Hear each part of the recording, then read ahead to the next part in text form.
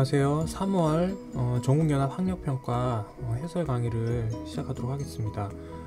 온라인 수업이 진행된 상황에서 4월에 치러진 3월 학평이 지금 보고 계신 이 화면인데요. 그동안 온라인 클래스로 수업하던 플랫폼과는 조금 다르게 써야 할 것들이 많기 때문에 노트 어플을 통해서 진행하도록 하겠습니다. 자, 지금 3월 들어서 첫 모의고사이긴 한데 그동안의 2009 교육과정과 비교했을 때 3월 학평을 감안하고도 굉장히 난이도는 좀 쉬웠다고 생각이 돼요.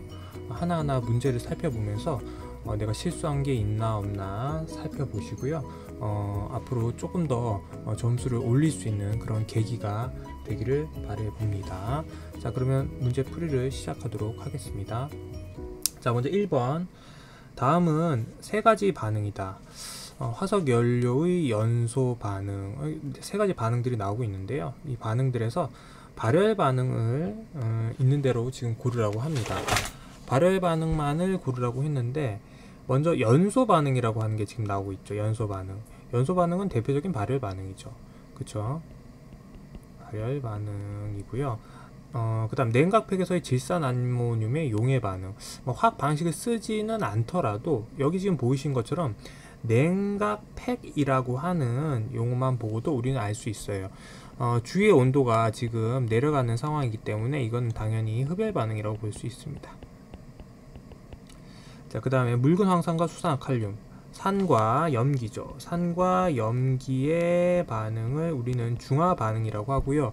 이런 중화 반응이 진행될 때는 중화열이 생성이 돼요. 중화열이 생성이 되기 때문에 주위로 열을 방출하겠죠. 발열 반응입니다. 자, 그러면 여기에서 발열 반응을 있는 대로 고른 것은 가와 다가 되니까 답은 4번이 되겠죠. 자, 넘어가도록 합시다. 자, 탄수화물 2번 가에서 다까지 분자 모형을 나타냈다. 자, 이런 것들은 여러분들 분자식을 좀 써주세요. 지금 구조식으로 나와 있는데 보렘핀 모형으로 구조식이 나와는 있는데 얘네들이 분자식이 어떤 건지 주변에 쓰면서 아래쪽에다 쓰면서 풀이를 하시면 좀 더 확실하게 풀이를 할 수 있겠죠. 가 같은 경우에는 지금 정사면체 형태의 CH4 메테인이죠. 메테인. 나 같은 경우에는 자 CH3 그 다음 CH2 말단에 OH 하이드록실기가 지금 포함이 되어 있어요. 하이드록실기가 이렇게 포함되어 있는 것을 우리는 알코올이라고 합니다. 알코올. 얘의 이름은 에탄올이죠. 그렇죠. 에탄올.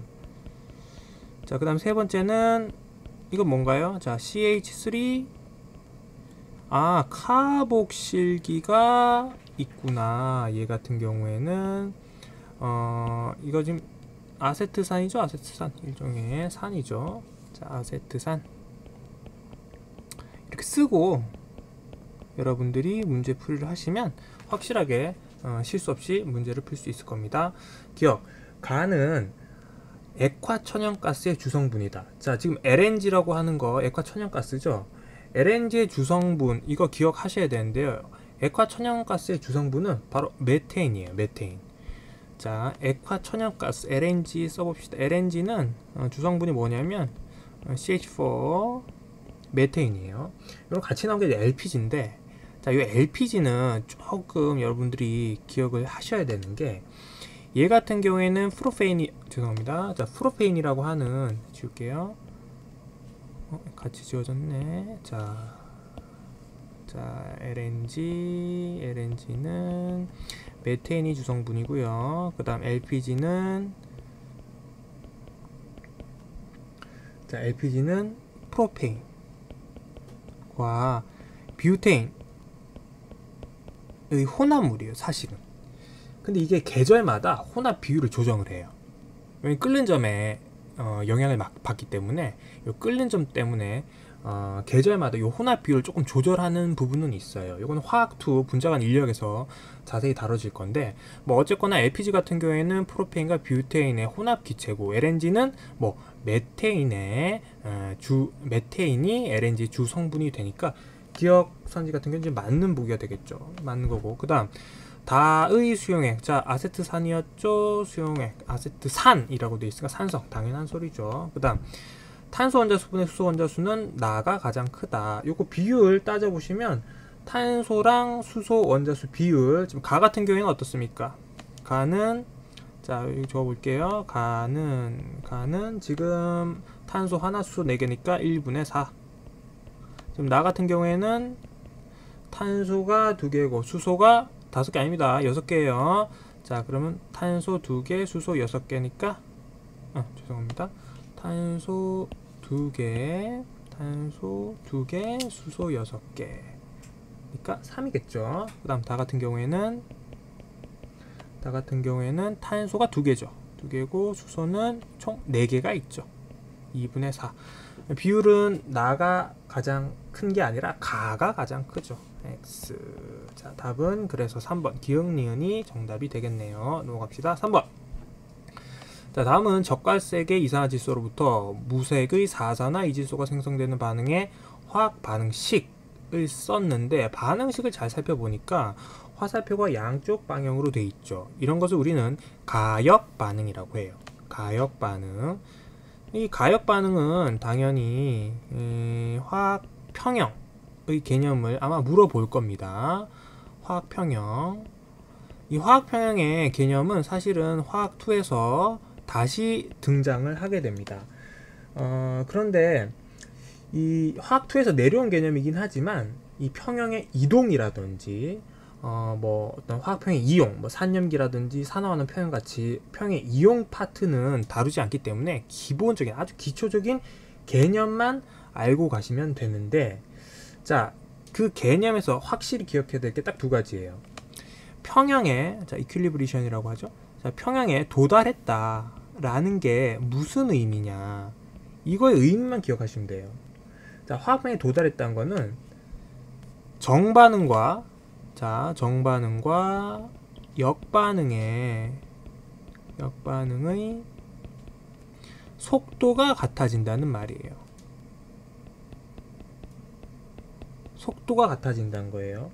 근데 여기서 항상 학생들이 헷갈려하는 게 정반응과 역반응의 속도가 동일해지는데 이거를 농도가 동일해진다고 잘못 기억한 학생들이 많아요. 자, 농도는 동일해진 게 아니라 농도는 반응물이나 생성물의 농도는 일정하겠죠. 반응물과 생성물의 농도는 일정해지는 거지 농도가 같아지는 건 아니에요.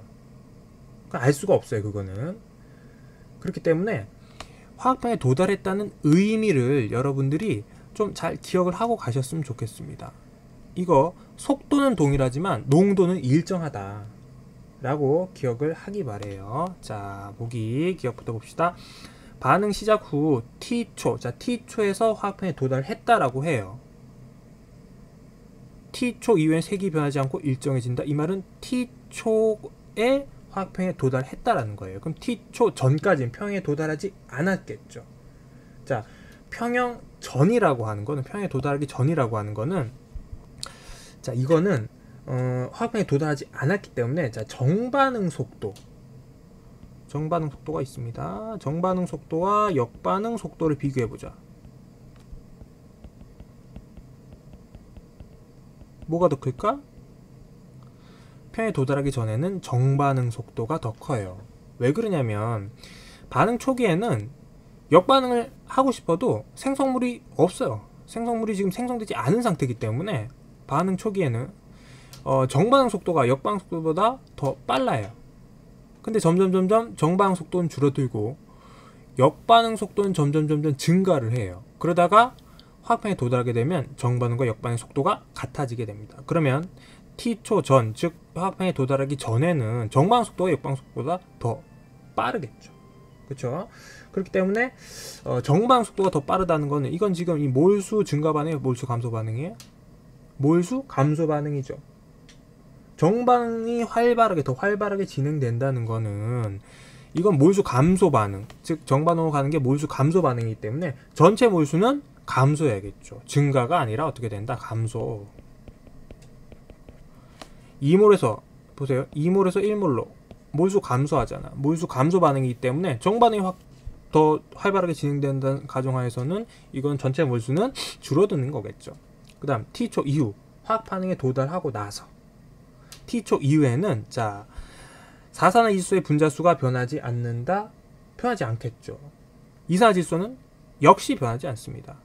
화학평에 도달하고 나서는 농도가 일정하기 때문에 반응물이든 생성물이든 분자 수는 변하지 않아요. 맞는 보기가 되겠죠. 그 다음 T초 이후에는 정반응이 일어나지 않는다. 일어나요.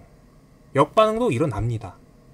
근데 일어나지 않는 것처럼 보인다는 거죠. 왜? 반응 속도가 정반응과 역반응이 같기 때문에. 그래서 정반응이 일어나지 않는다는 게 아니라 일어납니다. 다만 속도가 이 역반응과 동일하기 때문에 일어나지 않는 것처럼 보인다는 거죠. 이것은 틀린 보기. 그래서 답은 2번이 되겠죠. 자, 그 다음 넘어갑시다. 4번. 자, 요거 4번 문제 같은 경우에는 여러분들이 오비탈 수라든지 아니면 롬페어, 홀전자 수예요. 이런 거 좀 기억을 하고 있으셨으면 좋겠어요. 자, 표는 2주기 바닥 상태. 자, 이런 거 밑줄 치셔야겠죠. 2주기면서 바닥 상태더라. 원자 XY의 전자 배치에 대한 자료다. 전자 배치에 대한 자료를 줬는데 바닥 상태 원자 Y의 전자 배치 옳은 것을 고르면 되는데요. 일단 범위가 2주기면서 그리고 바닥 상태예요. 2주기 원소 리튬부터 네온까지 쭉 한번 적어보자. 그리고 표에 나와 있는 정보, 전자가 들어있는 오비탈 수. 자, 전자가 들어있는 오비탈 수를 우리가 이건 뭐 그냥 여러분들이 생각하시면 돼요. 자, 리튬 같은 경우에는 전자가 하나라도 들어있는 오비탈 수가 몇 개냐? 1s2, 2s1이니까 오비탈 수로 따지면 몇 개? 2개겠죠. 베릴륨 같은 경우에 역시 2개겠죠. 자, 붕소면 자 2p에 전자가 하나 채워지기 시작합니다. 자, 3개, 그 다음 하나씩 채워지니까 4개, 5개, 그럼 다시 돌아와서 하나씩 더 채워지니까 5개, 5개, 그 다음 5개더라. 요게 전자가 들어있는 오비탈 수예요. 요거 잘 구별하셔야 되는 게 전자가 있는 오비탈 수와 오비탈에 들어있는 전자 수 두 개 잘 구별하셔야 돼. 이거는 전자가 있는 오비탈 수예요. 자, 그러면 2, 2, 3, 4, 5, 5, 5. 그 다음 롬페어는 자, 이거는 외우셔야 돼요. 여기에는 홀전자가 하나 있고 여기는 쌍으로 채워졌으니까 없고 하나 다시 채워지니까 다시 하나로 늘어날 거고 하나씩 채워지니까 2개, 3개까지 늘어났다가 다시 하나씩 더 채우겠죠. 그러면 홀전자 수는 다시 줄어들고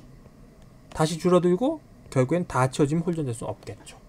자, 요게 홀전자 수의 개수니까 이 표랑 비교를 해서 맞는 거 2개 여기구나. 이거 지금 여기네. 여기랑 여기겠네요. 얘랑 얘겠네. 자, 그러면 n 플러스 1, 4, 5네. 그럼 n은 얼마가 돼야 된다? 4가 돼야겠죠. 자, n은 얼마다? 4가 돼야 된다. 이거 4가 돼야 된다. 자, 그랬을 때 x라고 한 녀석은 누가 됩니까? 자, x는 지금 탄소가 되겠죠. 6번. 그 다음 y는 산소가 돼야겠죠. x와 y를 우리가 알았으니까 y, 그러니까 산소의 전자 배치. 자, 산소 전자 배치 생각을 해봅시다. 산소는 어떤 전자 배치를 갖죠? 1s2, 2s2, 그 다음 2p에 4, 4개겠죠. p 오비타 어떻게 채워지는지만 그려드릴게요. 자, 하나 들어가고 다시 하나 채우는 거. 요게 바닥 상태의 전자 배치가 되겠죠. 같은 전자 배치 갖는 것 몇 번입니까? 4번이 전자 배치가 되겠죠. 자, 넘어가서 5번. 다음은 이온 반지름에 대한 세 학생의 대화다. 나트륨, 플로린, 뭐 이온 반지름. 학생들이 얘기하는 거 잘 읽어보시고 옳은 것만 얘기하는 학생들을 고르시면 돼요. 자, 먼저 학생 A를 봅시다. A 같은 경우에는 나트륨 이온의 반지름은 나트륨의 원자 반지름보다 작다. 자, 나트륨 같은 경우에는 나트륨 이온보다 원자 반지름이 작냐? 나트륨 이온은 그렇죠. 맞는 말이에요. 왜 그러냐면 나트륨이 나트륨 양이온으로 바뀌면서 껍질 수가 감소하죠. 껍질 수가 감소하기 때문에 반지름 역시 줄어들게 돼요. 그래서 나트륨 이온 같은 경우에는 나트륨 원자보다는 원자 반지름이 작습니다. 학생 A는 옳은 얘기를 하고 있어요. 그 다음 학생 B는 플루오린 이온. 자, 플루오린 같은 경우에는 비금속이죠. 자, 그러면 비금속 같은 경우에 반지를 비교해보자. 플루오린과 플루오린 이온. 둘의 차이가 뭘까? 자, 플루오린이나 플루오린 음이온 같은 경우에 전자 껍질수 동일해요. 근데 다만 플루오린 음이온 같은 경우에 전자가 하나 더 늘어나겠죠. 전자 간 반발력도 늘어나요. 그러면 반지름은 어떻게 된다? 늘어나겠죠. 이렇게 돼야겠죠. 근데 반대로 얘기하겠으니까 학생 B는 땡. 그 다음 학생 C는 지금 보니까 나트륨, 양이온과 플루오린, 이거 등전자 이온 관계죠. 등전자 이온일 때는, 자, 등전자 이온 관계라고 해요. 이런 거를. 자, 플루오린 음이온, 나트륨 양이온. 둘은 전자 개수는 같죠. 근데 뭐가 다르다? 양이온, 양성자의 개수가 다르죠. 그러니까 유효 핵전하가 다를 수밖에 없어요. 그럴 때는 전자수가 동일한데 유효 핵전하가 큰 녀석일수록, 양성자 개수가 많은 녀석일수록, 다시 말하면 원자 번호가 큰 녀석일수록 반지름은 작다. 그럼 어떻게 돼야 된다? 이렇게 돼야 된다. 자, 그러면 학생 C도 반대로 얘기하고 있네요. 땡. 옳은 내용이 옳은 학생만을 있는 대로 고르면 1번 A 학생만 골라주시면 되겠죠. 자, 다음 페이지 넘어갑시다. 6번 그림은 주기율표의 일부를 나타낸 거다. A, B, C, D가 있네요. 그럼 A, B, C, D 일단 적어봅시다. 뭔지. A 같은 경우에는 지금 리튬이죠. 그 다음 B 같은 경우에는 탄소겠네요. 그 다음 C 같은 경우에는 산소가 될 거고, D 같은 경우에는 염소가 되겠네요. 자, 그러면 A, B, C, D 뭔지 다 알았으니까 옳은 것 설명, 옳은 설명을 골라봅시다. A, D는 이온 결합 물질이냐? A, D. A는 염화 리튬이죠. 금속 양이온과 비금속 음이온의 정전기적 인력으로 결합하고 있다. 이온 결합 물질 맞습니다. 이온 결합 물질 맞아요. 그 다음 전기 음성도. 자, 전기 음성도 비교하라고 하는데 지금 C, B, C는 산소예요. 자, 전기 음성도 비교해보자. 일렉트로 네거티비티라고 해서 EN으로 많이 표시를 해요. C는 지금 산소인데 B는 뭐냐? 탄소죠. 산소 같은 경우에는 3.5예요. 3.5. 당연히 산소가, 그 다음 B, 탄소보다는 크겠죠. 자, 요거 전기 음성도의 주기성 따져보시면 같은 주기에서는 오른쪽으로 갈수록 어떻게 됩니까? 커져요. 자, 같은 주기에서 오른쪽으로 갈수록, 즉 원자 번호가 증가할수록 전기 음성은 커진다. 그럼 산소가 지금 탄소보다는 오른쪽에 있으니까 당연히 크겠죠. 전기 음성도는. 자, 그 다음 BD4. BD4가 뭡니까? BD4 사염화탄소겠네요. CCl4. BD4에는 극성 공유 결합이 있다. 자, 요거 잘 주의하셔야 되는데 이 분자 자체는 무극성 분자예요. 무극성 분자. 근데 결합은 뭐냐? 극성 공유 결합을 하고 있죠.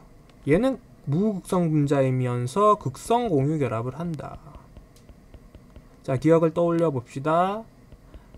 극성 공유 결합은 어떤 것이냐? 전기 음성도의 차이가 나는, 전기 음성도가 다른 녀석끼리 공유 결합하면 무조건 극성 공유 결합이에요. 무극성 공유 결합은 같은 놈들끼리, 전기 음성도가 같은 녀석끼리 공유 결합하면 이거는 무극성 공유 결합. 그 다음에 다른 녀석끼리, 전기 음성도가 다른 녀석끼리 공유 결합한다? 극성 공유 결합이에요. 이렇게 극성 공유 결합을 하게 되면 뭐가 생깁니까? 쌍극자 모멘트가 생기죠. 그 쌍극자 모멘트의 벡터 합으로 전체 모멘트를 우리가 계산을 했을 때 그게 0이다. 그러면 무극성 분자라고 하는 거죠. 자, 그래서 극성 공유 결합이 있다. 맞는 보기가 되겠죠. 자, 그러면 지금 여기서 맞는 보기를 고른 거는 다 맞는 보기를 다 골랐는 기억, 니은, 디귿이니까 답은 5번이 되겠네요. 자, 넘어갑시다. 7번. 2, 3주기 원소 X에서 Z로 이루어진 세 가지 물질의 루이스 전자 점식을 나타냈다. 자, 그러면 첫 번째 그림을 한번 봅시다. 일단 원자 번호는 요런 거 표시를 해놔야겠네요. 원자 번호는 2, 3주기라고 했고 원자 번호는 요렇다. 2, 3주기라고 하는 말 자체가 이거 생각하셔야 돼. 2, 3주기라고 하면 이거는 특히 공유결합에서는 뭐 수소 제외야. 수소 제외. 수소는 생각할 필요가 없는 거죠. 뭐 헬륨 같은 경우에는 어차피 공유결합 안 하니까 생각할 거 없고 수소는 제외시켜도 된다라는 거예요. 원자 번호는 X가 제일 크고 Y, Z더라. 그러면 첫 번째 그림으로는 일단은 알 수 있는 게 없어요. 알 수 있는 게 없고, 두 번째 그림을 먼저 봅시다. 두 번째 그림 y인데, 지금 y가 있는데, y가 자 보시면 지금 공유결합에 사용된 게 전자쌍이 지금 4개, 전자쌍은 2개죠. 전자쌍은 2개고, 지금 보시면 전자쌍은 2개고, 결합 차수로 보면 이중결합을 하고 있겠죠. 아, 이중결합을 하고 있다. 2개 똑같은 놈이 만나서 이건 O2지 뭐. 산소 2개 이렇게. 3주기도 있으니까 황은 안 되나요? 자, 요거는 여러분들이 문제를 많이 풀어보셔야 되는데, 황 같은 경우에는 황은 S2라고 하는 이런 건 없어요. 존재하지 않습니다. 황은 뭐 산소라든지 플로린 같은 다른 녀석들과 이제 공유결합을 해서 생긴 공유결정이 있다거나 뭐 이산화황이 있다거나 황산화물이 생길 수는 있어요. 근데 S2라고 하는 건 존재하지 않아요. Y는 사실 이미 결정이 된 거예요. Y는 뭐다? 산소다. 자, Y가 지금 산소로 정해졌으니까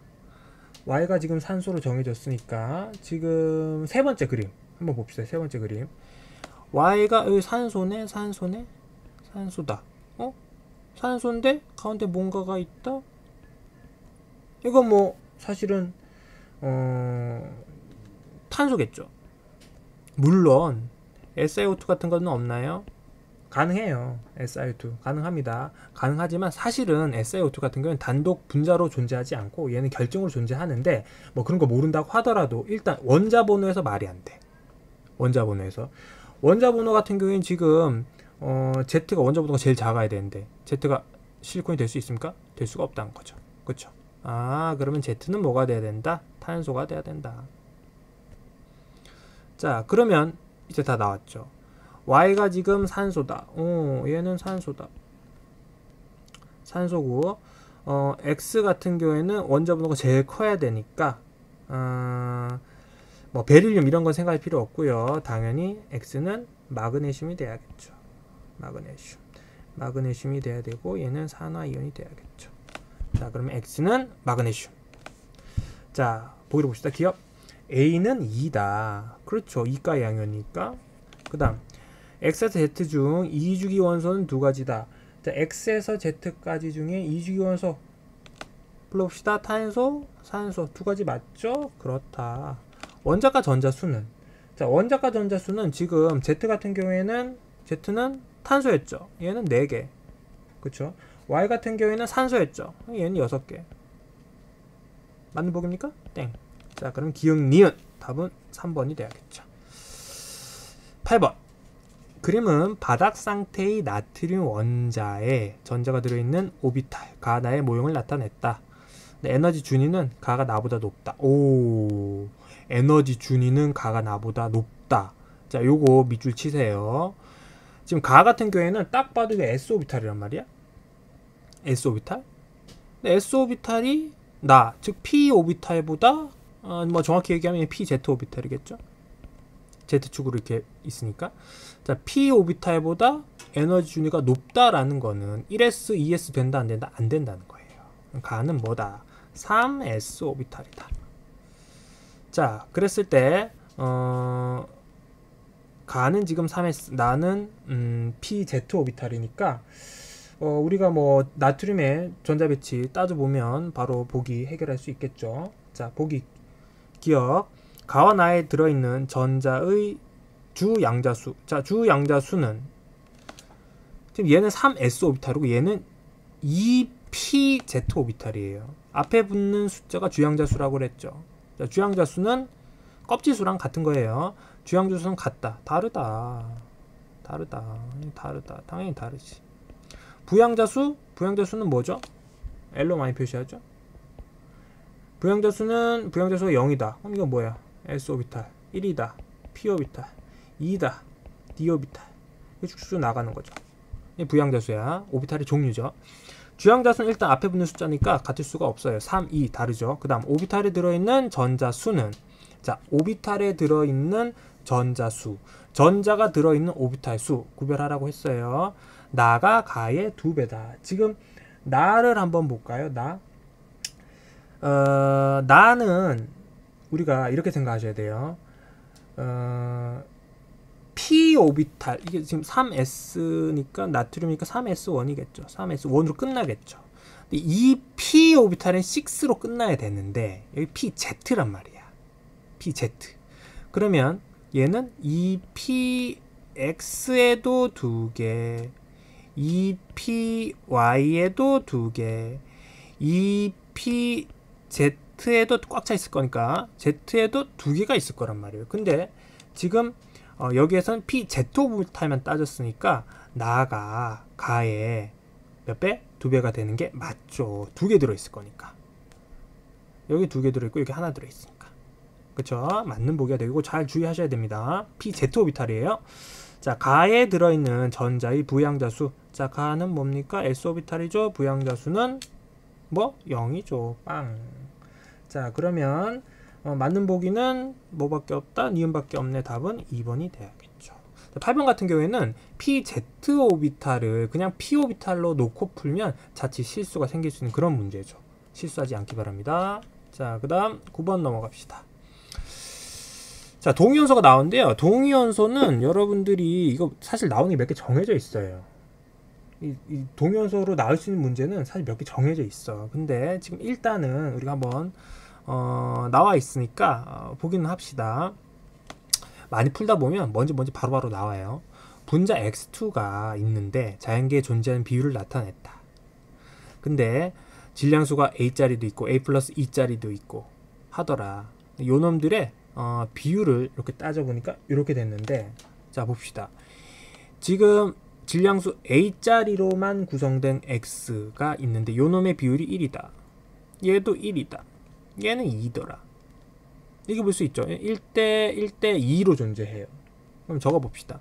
많이 이렇게 하는데, 자 a짜리가 있습니다. 그 다음에 a짜리 하나랑 a 플러스 2짜리가 있는 게 있습니다. 그 다음에 a 플러스 2짜리랑 a 플러스 2짜리가 붙어 있는 거. 이게 제일 크겠죠. 분열이 제일 크겠죠. 얘가. 얘네들의 비율이 얘가 1이면 얘도 1이고 얘는 비율이 2더라. 비율이 이렇게 됐다는 거예요. 전체 분자에서. 자, 그러면 봐봐라. 이게 지금 원자량의 비율이, 원자량이 이렇게 지금 나와 있는데 이게 1이 지금 제일 작은 녀석이 1이고요. 제일 큰 녀석, 분자량이 큰 녀석이 1이고 중간이겠죠. 분자량이 중간 녀석이 2의 비율로 존재한다고 했을 때, 자 우리가 이렇게 생각해 볼 수 있겠죠. 자, 그러면 1대 2대 1로 존재하니까 사실은 전체 개수가 4개라고 해보자. 얘는 4개 중에 하나다. 4분의 1을 차지하는 거야. 얘는 그러면 2분의 1이겠죠. 절반이니까. 얘는 역시 4분의 1이겠죠. 자, 그런데 이 확률이라고 하는 게 요놈 하나랑 요놈 하나 가 붙어 있을 확률이 4분의 1이니까 이건 결국에는 2분의 1씩 존재할 때 곱해주면 4분의 1이 되겠죠. 얘도 마찬가지. 2분의 1씩 존재할 때 아마 4분의 1이 되겠죠. 결국에는 무슨 얘기냐면 A라는 질량수를 가진 X가 있을 거고 A 플러스 2라는 질량수를 가진 녀석이 있을 거란 말이에요. 얘들이 2분의 1씩 존재하더라 라는 거예요. 몇 대 몇으로 존재한다? 1대 1로 존재한다는 거예요. 1대 1로. 자, 여기까지 결론이 내려지면 보기를 볼 수 있습니다. 이게 뭐 사실은 숫자가 여기 지금 1대 2대 1 나오는 거 있고 뭐 다른 비율 몇 개 정해져 있어요. 한 3종류 정도 있어요. 요거는 제가 따로 동위원소 비율 관련해서 계산하는 거 강좌를 따로 올리도록 하겠습니다. 자, 일단 여기서는 얘가 지금 1대 2대 1로 존재하는 거다. 이거 사실 하도 많이 보면 1대 2대 1? 아, 이거 분자량 1대 1로 존재한 거네. 바로 놓고 풀 수 있어요. 과정을 일단은 처음이니까 여러분들 설명을 드린 거고, 자 동위원소를 얘기하는 거니까 보기 기억. 전자수 전자수를 왜 얘기하지? 전자수는 같아야지 뭐. 그쵸? 전자수는 차이가 안 나요. 동위원소는 중성자의 개수의 차이가 나겠죠. 전자수를 얘기하는데 뭐 다르다? 같아야지 뭐 땡. 자, 중성자 수는 질량수가 큰 녀석이 중성자 개수가 많겠죠. 양성자 개수가 다른데 중성자 개수의 차이에 따라서 질량수의 차이가 나는 녀석들, 얘는 동위원소라고 하니까. 그러면 A 플러스 2가 A보다는 당연히 뭐가 질량수가 크니까 중성자 수도 크겠죠. 맞는 보이고요. 자, 평균 원자량 나옵니다. 평균 원자량 얘네들이 1대1로 존재하잖아. 질량수 A짜리랑 A 플러스 2짜리가 1대1로 존재해. 이런 경우에 평균 원자량 계산하는 거 존재 비율 곱해갖고 평균 내는 거 다 계산해 봤겠죠. 자, 그러면 보자. 1대1로 존재하니까 질량수 평균 원자량 계산을 해보자. 하나는 A고 한 녀석은 A 플러스 2더라. 그거 평균 내면 되는 거죠. 얼마 됩니까? A 플러스 1이더라. 원자량은 A 플러스 1이다. 그렇다. 답은 니은 디귿이니까 답은 4번이 되겠네요. 자, 10번 넘어갑시다. 염화나트륨에서 이온사의 거리에 따른 에너지를 나타냈다. 요거 매우 중요한 문제예요. 요거 포텐셜 커브 문제는 이온 결합에서도 나오고요. 공유 결합에서도 나와요. 대학 가서도 나와요. 뭐 플랑크 콘도 시어리 뭐 이런 거 하면서 그때도 포텐셜 커브가 나와요.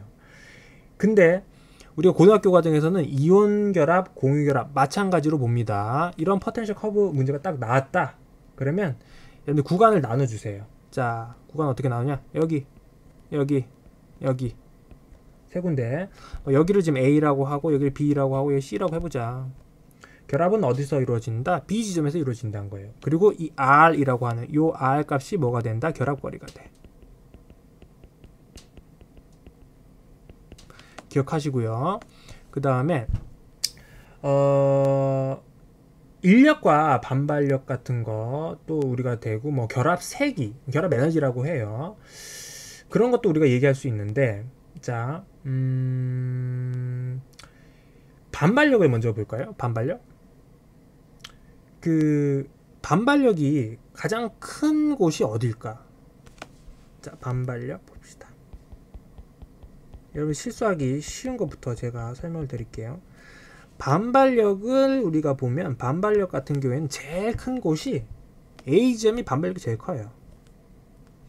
그리고 B지점, C지점. 왜 그런지 잘 생각해봐. 점점 가까워지잖아. R값이 줄어드는 거죠. R값이 줄어든다는 거는 뭐다? 점점 이온 그 다음 혹은 공유결합으로 했을 때 원자 사이 거리가 가까워진 거죠. 그러면 반발력은 당연히 증가하겠죠. 근데 인력도 어떻게 된다? 인력도 똑같이 따라서 증가해요. 그러니까 인력이든 반발력이든 가까울수록 무조건 인력과 반발력이 크다. 근데 다만 요 A 지점일 때는 인력보다는 너무 가까워지니까 반발력 요인이 더 커지는 거예요. 그 다음에 C지점 같은 경우에는, 자, C지점 여기죠. C지점 같은 경우에는 인력이 반발력보다 커요. 그러니까 점점 가까워지겠죠. 문제는 이제 B야. B는 인력과 반발력이 뭐 같다라고 표현하기도 하는데 이거는 사실은 잘 모르겠어요. 같다라고 할 수도 있지만 같다라는 표현보다는 균형을 이룬다라는 표현을 많이 써요. 인력과 반발력이 균형을 이루는 지점, 그 지점에서 결합을 형성한다. 그때의 결합거리 R로 많이 표시를 하는데 요거 좀 기억을 여러분들 해주셨으면 좋겠어요. 실수하지 않도록. 그 다음에 하나만 더 지금 오른쪽에 지금 나오는데 이거 지금 나온 선지 디귿 때문에 이런 표를 하나 그렸는데 요건 선지 디귿 보면서 하도록 하겠습니다. 기억. 염화나트륨에서 이온 결합을 형성할 때 이온 사이 거리는 R이다. 자, 결합 형성했다. 이온 사이 거리 R이다. 뭐 당연한 소리죠. 당연한 말입니다. 그렇다. 결합거리니까. 그 다음 이온 사이의 거리가 R일 때 양이온과 음이온 사이에 반발력이 작용하지 않는다. 당연히 말도 안 되는 소리죠. 거리가 R일 때 반발력이 있어요. 다만 인력과 반발력이 균형을 이루는 거죠. 그 지점이 거리 R인 거고, 반발력이 작용하지 않는다 아니에요. 반발력 작용합니다. 땡. KCl에서 자 염화나트륨과 염화칼륨을 비교해야 되는데, 우리가 잘 생각해봐. 염화나트륨, 염화칼륨, 다른 건 뭐밖에 없다? 나트륨과 칼륨이잖아. 나트륨과 칼륨인데 누가 더 큰 녀석입니까? 등치가. 칼륨이 더 크죠. 반지름은 누가 더 크다? 칼륨이 더 크단 말이야. 그럼 핵간거리도 더 멀겠죠. 그러면 작용하는 결합 에너지도 어떻다? 더 줄어들 수밖에 없어요. 더 줄어들 수밖에 없어. 그러면 여기 있는 그래프를 비교했을 때 염화 나트륨의 포텐셜 커브가 이렇게 빨간 그래프로 그려진다고 했을 때, KCl 같은 경우에는 칼륨이 덩치가 더 크잖아. 그럼 결합 거리는 더 길어져야겠죠. 결합 거리는 더 길어져야겠죠. 이게 R이라고 해보자. 결합 거리는 더 길어져야겠죠. 죄송합니다. 지울게요. 너무 붉게 표시됐네. 자, 결합 거리는 어떻다? 더 길어져야겠죠. 그러니까 더 오른쪽에 있어야 될 거고, 결합 거리. 그 다음에 결합 에너지. 결합 에너지는 멀리 떨어지고 결합 에너지 더 약할 수밖에 없겠죠. 결합, 이 지금 Y축 이게 결합 에너지잖아. 결합 에너지. 이 결합 에너지란 말이야. 뭐 학생들 이런 얘기를 해요. 결합 에너지는 여기 있는 결합 에너지랑 여기 있는 결합 에너지, 빨간색으로 표시된 결합 에너지, 뭐가 더 큰 겁니까? 이거 음수잖아요. 이렇게 얘기를 해요. 빨간 이거 지금 염화나트륨 같은 경우는 더 음수니까, 지금 염화나트륨 같은 경우가 염화칼륨보다 결합 에너지가 더 작은 거잖아요. 아니에요. 이 에너지라고 하는 거에서는 부호라고 하는 거는 뭐 힘의 방향이야. 힘의 방향. 그러니까 마이너스 부호라고 하는 거는 얘들이 인력이 작용하기 때문에 마이너스 부호로 가는 거예요. 그러니까 절대값으로 생각하셔야 돼. 쉽게 말해서. 그러면 KCl 같은 경우보다는 염화나트륨이 결합 에너지가 우리 더 크다고 봐야 되는 거예요. 자, 부호 중요하지 않습니다. 에너지에서의 부호는 방향이야. 힘의 방향. 자, 그러면 결합 에너지는 당연히 염화나트륨이 더 크니까 포텐셜 커브가 더 이렇게 깊숙이 밑으로 쑥 들어가 있을 거고, 염화칼륨 같은 경우에는 결합 거리가 더 길어지겠죠. 그럼 결합 에너지는 더 작아지니까 커브 자체는 이렇게 얕은 형태의 파란색 그래프를 그리게 될 겁니다. 자, 그래서 KCl에서 보기 뒤에 봅시다. 이온 결합을 형성할 때 이온 사이의 거리는 R보다 더 작다? R보다 더 커야겠죠. 거리가 머니까. 이것도 땡. 답은 뭐가 돼야 된다? 답은 1번이 돼야겠죠. 자, 다음 페이지로 넘어갑시다. 다음 페이지가 아니네요. 11번이네요. 자, 11번. 다음은 원자 A에서 C까지에 대한 자료다. A에서 C는 각각 나트륨, 마그네슘, 알루미늄 중 하나이다. 자, 이원 E2 우리가 뭐 많이 연습을 해 봐야겠지만 이런 건 이제 바로 지금 보기를 봐도 되는데, 일단 조건 한번 봅시다. 2원분의 E2는 A가 제일 크다. 자, 2원분의 E2는 A가 제일 크다. 2원분의 E2가 A가 가장 제일 크다라고 했는데, 이 비율을 우리가 따졌을 때 A가 가장 크다라고 하면 그거는 얘의 족을 준 거야. A는 몇 족이다? A는 1족이다. 왜 그러냐? 자, 첫 번째 전자를 떼냈어요. 1족 원소. 두 번째 전자를 떼려고 하면 껍질 안으로 들어가야 된단 말이야. 껍질 안쪽 껍질에서 떼야 되는 거예요. 지금 엄청 커지겠죠. 그래서 2원분의 E2가 2원에서 E2로 갈 때 값이 엄청나게 커지겠죠. 그러면 2원분의 E2 이 값 자체는 1족 원소가 가장 크겠죠. 그럼 A가 가장 크다. A는 1족이다. 여기서 1족 원소 찾아봅시다. 하나밖에 없다. A는 뭐다? 나트륨이더라. 그 다음 원자과 전자가 느끼는 유효핵전화. 자, 유효핵전화 밑줄 치시고요. 유효핵전화의 어떤 주기성은 예외 없습니다. 같은 주기에서 원자번호 증가할수록 커진다. 자, 다시 같은 주기에서 원자번호 커질수록 유효핵전화는 무조건 커져요. 예외구가 안 나옵니다. 자, 그러면 지금 B가 C보다 크다라고 했으니까 끝났네. B는 알루미늄이 될 거고요. C는 마그네슘이 돼야 된다. 자, 그러면 보기 기억. 원자과 전자수는 B가 가장 크다. B는 몇 개입니까? B가 뭔데? 알루미늄 3개로 가장 크죠? 그렇다. 그 다음 원자 반지름은, 자, 원자 반지름은 A가 뭡니까? 나트륨이죠. 나트륨이고 C는 뭡니까? 마그네슘이죠. 자, 나트륨, 마그네슘 원자 반지름 비교해보면 나트륨이 마그네슘보다는 커야겠죠. 많으니까. 자, 같은 주기에서 오른쪽으로 갈수록 원자 번호 증가할수록 원자 반지름은 감소하니까 나트륨 왼쪽에 있잖아. 나트륨이 더 커야지. 그쵸? 맞는 말이고요. 자, 제1이온화 에너지는 CB. 자, C는 뭐예요? C는 마그네슘이고요. B는 뭐다? 알루미늄이야. 아하, 예외 구간 나왔네. 자, 예외 구간 기억하세요.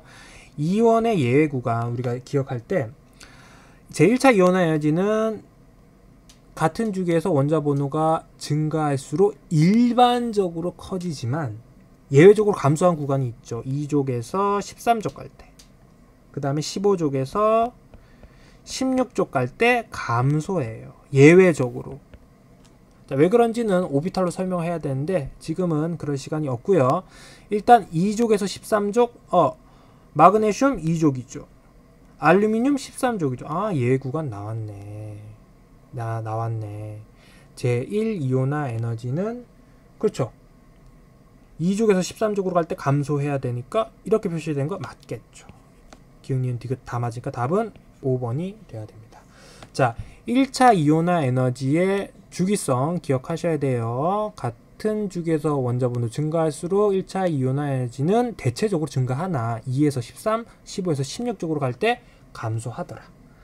자, 여기까지가 11번 문제였는데 일단은 한번 풀어봤어요. 풀어봤고, 자, 다음 페이지 한번 넘어가 봅시다. 시간이 조금 허락이 될 것 같은데, 자, 12번 13번 정도까지는 글쎄 모르겠어요. 일단 12번까지 풀어봅시다. 표는 물질 가에서 다까지에 대한 자료다. 가에서 다는 각각 구리, 설탕, 염화칼슘 중 하나다. 자, 구리, 설탕, 염화칼슘 물질의 분류네요. 물질의 분류.